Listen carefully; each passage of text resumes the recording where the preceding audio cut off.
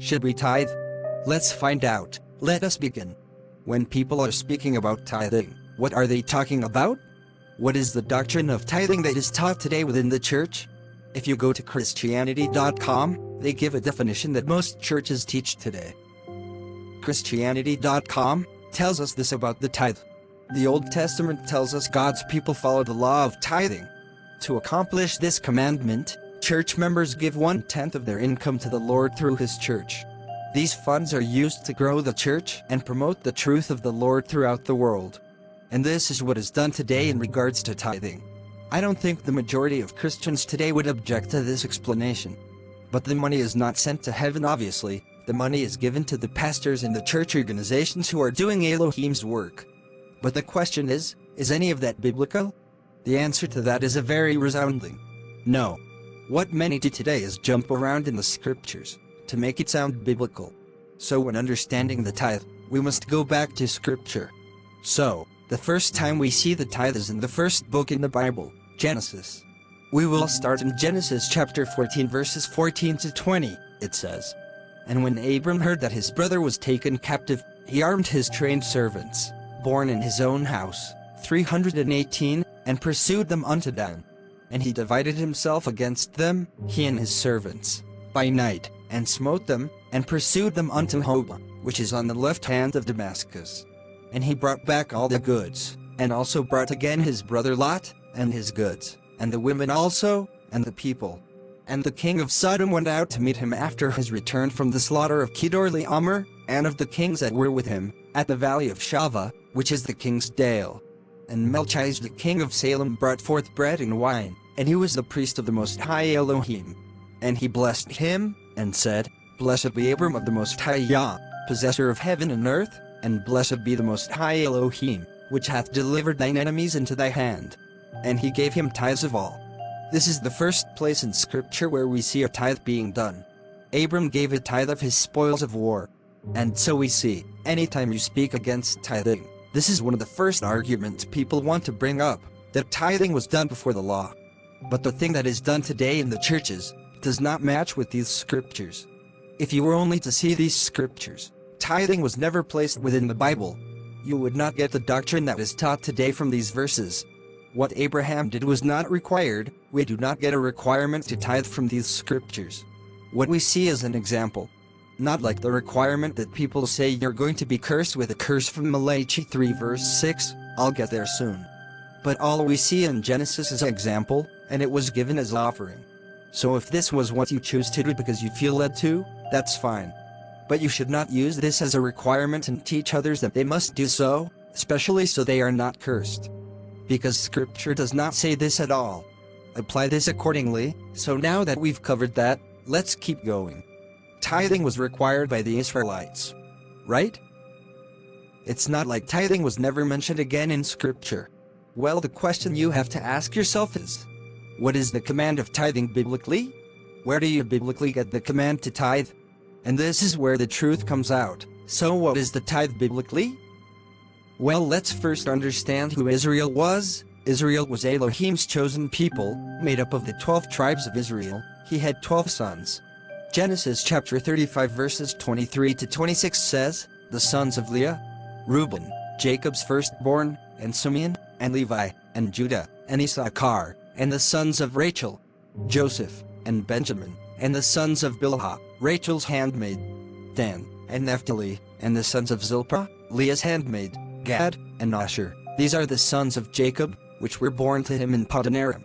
Now later in scripture Genesis chapter 48, we see that Jacob, Israel, made Joseph's sons Ephraim and Manasseh their own tribes, but at least 13, not 12.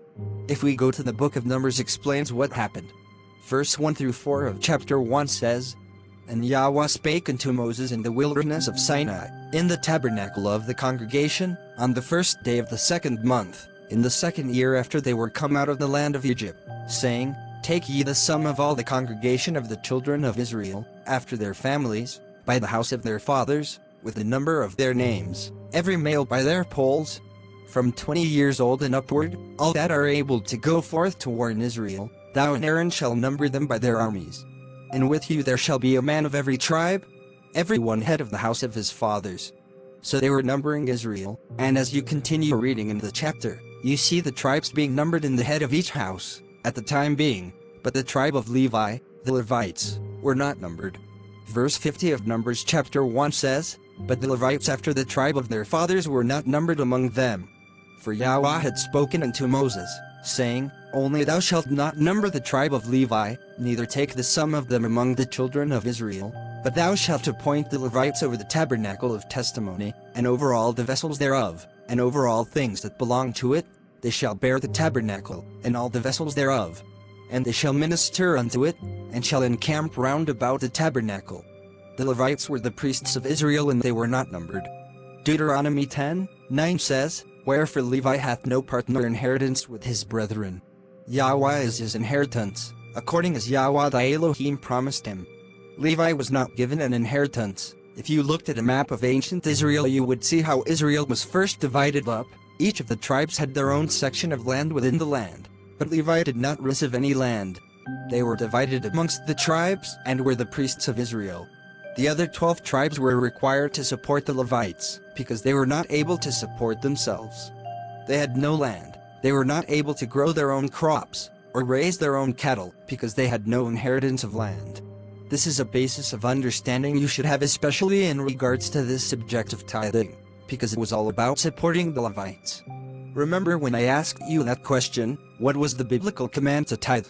Well, Numbers chapter 18:21 says, "And, behold, I have given the children of Levi all the tenth in Israel for an inheritance, for their service which they serve, even the service of the tabernacle of the congregation." He says it again, just 3 verses later. Numbers chapter 18:24 says, "But the tithes of the children of Israel, which they offer as an heave offering unto Yahweh, I have given to the Levites to inherit. Therefore I have said unto them, Among the children of Israel, they shall have no inheritance." Numbers 18:25-26 says, "And Yahweh spake unto Moses, saying, Thus speak unto the Levites, and say unto them, When ye take of the children of Israel the tithes which I have given you from them for your inheritance, then ye shall offer up an heave offering of it for Yahweh, even a 10th part of the tithe." The tithe was to support the Levite priests, who did not receive an inheritance. The 12 tribes of Israel were required to support the Levites according to the Torah. This was the law. It was not money, but crops. He did not say tithe your shekels or whatever currency was used in that time. In order for the Levites to eat, the rest of the tribes needed to provide for them. So let's go all the way to the book of Malachi, where many pastors use it out of context. It says in Malachi 3:8-10, "Will a man rob Elohim? Yet ye have robbed me. But ye say, Wherein have we robbed thee? In tithes and offerings. Ye are cursed with a curse, for ye have robbed me, even this whole nation. Bring ye all the tithes into the storehouse, that there may be meat in mine house, and prove me now herewith, saith Yahweh of hosts, if I will not open you the windows of heaven, and pour you out a blessing, that there shall not be room enough to receive it." This is what the teachers of the doctrine of tithing love to use, because it shows those who are not giving tithes are robbing Elohim, and it says, they will be cursed. I mean, the false doctrine that is surrounding the application of this scripture could use the devotion of its own video, but the point is this verse does not apply to the church. This verse should not be used in any kind of teaching in regards to the church. As we just went over, the tithe was a requirement specifically for the 12 tribes of Israel, and it was in support of the Levite priests. Any other application of this scripture is wrong. No one in the church is supporting true Levitical priests. If you are tithing today, and you are believing this is supposed to be a command, you are not applying it based on scripture and context. In that same chapter, Yahweh says, "I do not change." Malachi 3:6, He does not change. So unless you have scripture that says today the pastors of the churches are now the Levitical priests, and they are now required to receive the tithe, and the tithe is now money and not crops, you are misapplying the scriptures. Share your thoughts in the comments below. Bye. Well, that's our wrap, folks. Until next time, catch you later, my blessed friends.